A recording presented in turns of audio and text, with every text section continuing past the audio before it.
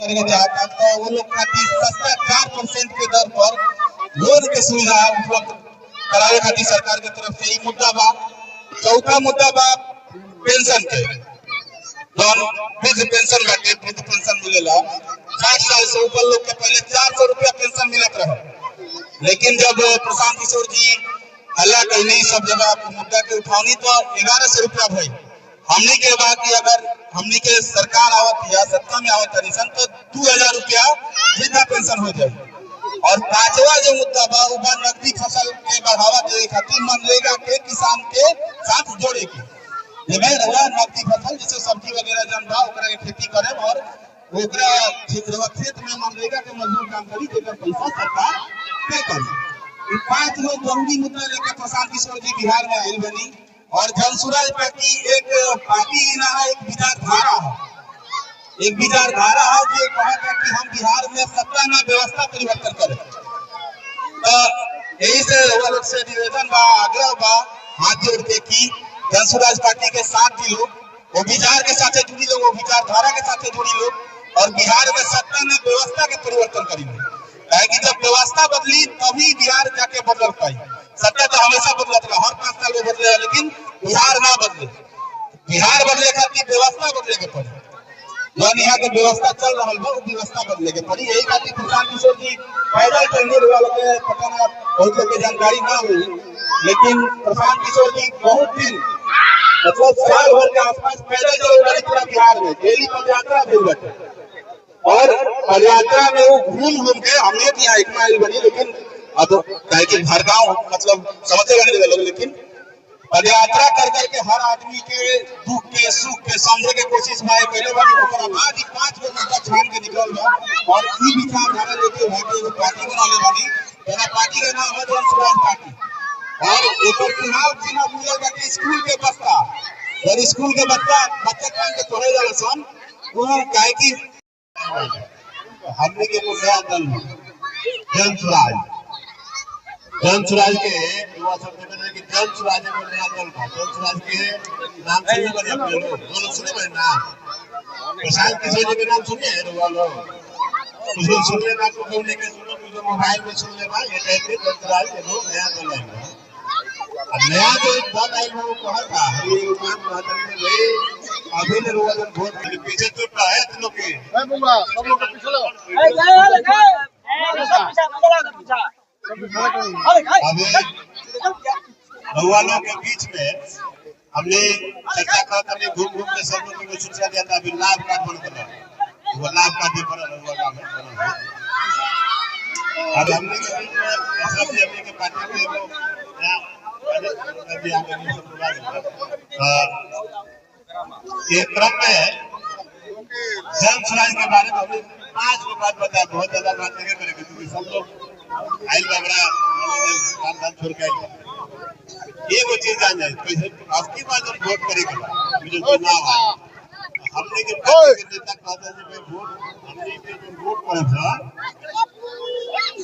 हमने जो आपकी बात वोट करेगा आपके बारे में अपना बाल बच्चा के चेहरा के देख के वोट करेगा क्या है भाई। तो जब अभी जो हमने जो वोट करने वाले कबो क्यों कहला के नाम पर वोट कर ये फलंदा काले पर तो वोट दे, कभी ऊपर देख के वोट मिले बने, कभी पड़ोसी हमारे काम के वोट करने घर में सामान वोट मिले जौन काम करते हुए वोट के लिए बने काम का बात हमने काम कर लीजिए भाई। आपकी माँ को मंदिर के नाम पे वोट दिया, कभी रोड के नाम पे, कभी गैस के नाम पे वोट दिया तो चौला जब अपने वोट के लिए बने तो भरेगा। लेकिन कबो हमने अपना बाल बच्चा का वोट देके के लिए बाल बच्चा के रोजगार के लिए, बाल बच्चा के हमारे नौकरी खातिर या बाल बच्चा की पढ़ाई खातिर को वोट देके कर अरे वो गांव के ये छपिया के समस्या हो के चाहे तिनकार के समस्या हो के चाहे किशनपुरा के समस्या हो के सब लोग के समस्या मेन समस्या ये बा कि जाले राउर बाल बच्चा ढंग से ना पढ़े कले राउर कोनो समस्या खत्म होके वाला नहीं। विकास है और क्यों आए प्रशांत जी है, लालू यादव है, तेजस्वी यादव है, श्रीकांत जी क्यों आए और समस्या खत्म क्यों ना कर सकता ना कोई नेता और ना कोई और समस्या खत्म हो रहा और समस्या कब खत्म हुई जब रोज अपना बाल बच्चा के पढ़े के व्यवस्था हो जाए और बाल बच्चा ढंग से पढ़ ले और याद है लोग कहता ये भैया भैया हमें गरीब से प्रशांत राव गरीबी खत्म करी। हाँ क्यों राव गरीबी खत्म ना कर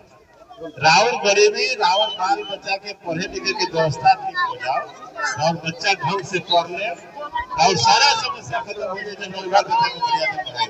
को पढ़ाई पहले कौन ऐसा बात बता दे शिक्षा के नाम पे अभी ने लोग पढ़ावे के नाम पे कर देंगे फलाना ने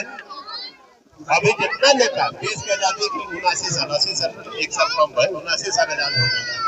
अभी भी हम लोग यहाँ पढ़ाई लिखाई की व्यवस्था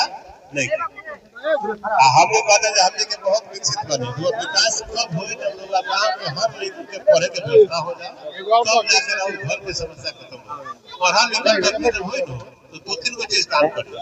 लड़का जब दोनों काम करे किसी ऊपर नौकरी करे तो ढंग से करे अपन व्यवसाय भी करे तो ढंग से करे व्यवसाय में लागे राजनीति करे खेती बाड़ी करे तब ढंग से करे और रिजल्ट करे। हमने क्या करते थे हमने सोचा था देखिए दोनों कागज रहेगा पढ़ा लिखा व्यक्ति अगर मान लीजिए ब्लॉक में जाता वो कहता ब्लॉक में दिक्कत बा कोनो कागज पर अपना जानकारी लेके तो विषय में जानकारी करके तो पहले तब न समझे। अभी गांव में चिट्ठी लेके निकल जाए कोनो चिट्ठी बटाता अभी परिवार लाभ कार्ड बनल अपने के पार्टी की तरफ से लाभ कार्ड बनल है वो गांव में लगभग 100-150 लोग के बनल बा एक ना बनल है बन जाए तो लाभ कार्ड पे सब डिटेल में निकल जाए। हमने एगो परिवार के 20,000 रुपया हमने के सरकार आई तो हमने के एगो परिवार में 20,000 रुपया के लाभ होगा पहुंचे लेकिन लाभ 20,000 रुपया ना मिले प्लीज समझ और क्यों कहते हैं होगा 20,000 रुपया मिलेगा ना मिले लेकिन 20,000 के एगो परिवार में 20,000 के लाभ पहुंचे वो व्यवस्था ही बा जैसे मान लीजिए घर पर लेकर बाहर जाता है तो 10-15 हजार के नौकरी का चेन्नई जाता है बॉम्बे जाता है अगर 10-15 हजार की नौकरी की व्यवस्था छपरा में हो जाए 2,000 वाला हो जाए एकमा में हो जाए तो कोई दिक्कत बा बोलिए। हमने क्या हमने गाँव में हमने घर में दिवाली जानते कहिया मनेला हमने घर दिवाली तब मनेला जब हमने के बाल बच्चा सब लोग अपना घरे वाला तही हमने घर दिवाली मनेला अगर पहले कब हो दिवाली मान लीजिए घर के लेकर जाते रहे बाहर कमाई खाते तो जहिया जाले तो यह बकारी बात में आंख में रहबे कर लड़का जो जाले वो हंस के ना जाले तो ये घूमे खाते जाए जैसे जाए में हमें जाए गोवा घूमे खाते तो मतारियों बात खुश बा लड़को खुश बारे बालो बच्चा खुश बा हमने गोवा जाते हैं घूमे खाते ये से जाते एक हफ्ता घूमब हम वापस लेके जैसे देश में 2,000 के लेके जाए पेंशन 2,500 पेंशन मिला था 3,000 का पेंशन मिला था अब बिहार के लोग में मात्र 400 मिला था है 400 ही से मिला था कि 400 बिहार के लोग खुद के काम कर यानी सबसे हमने सरकार से हमने के जिम्मेदारी को करना सबसे पहले बिहार के लोग करीब 400 मिले थे लोग बहुत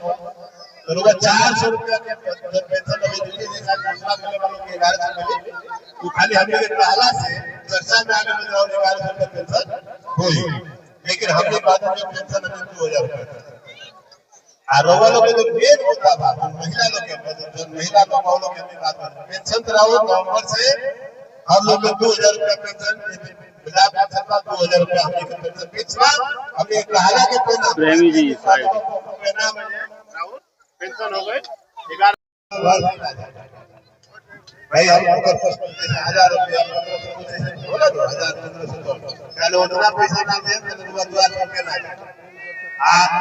वो 3 भर मीटिंग करे महीना में जुट जाओ सब चाची लोग दीदी लोग जुट जाओ और सब लोग जुट के 3 भर मीटिंग करो राउत पैसे के दे दे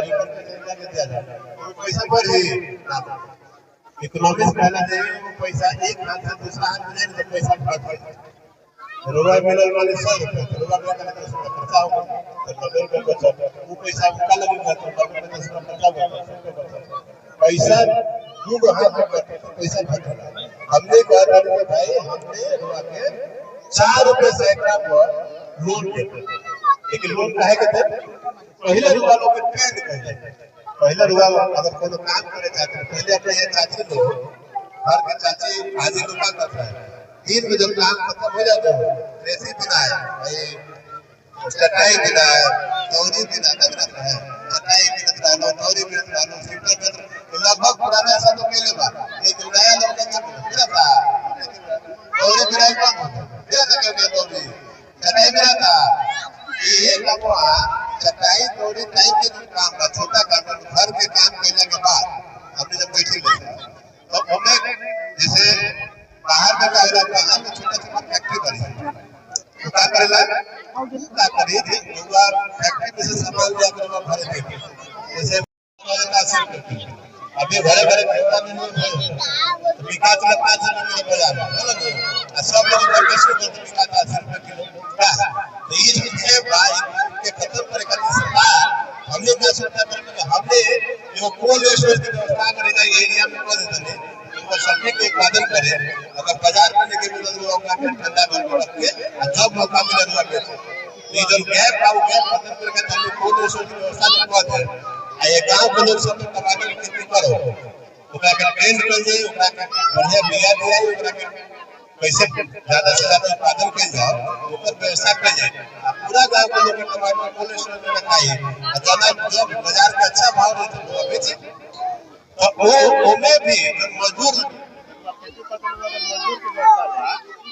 मजदूर के हमने मनरेगा के मनरेगा खाली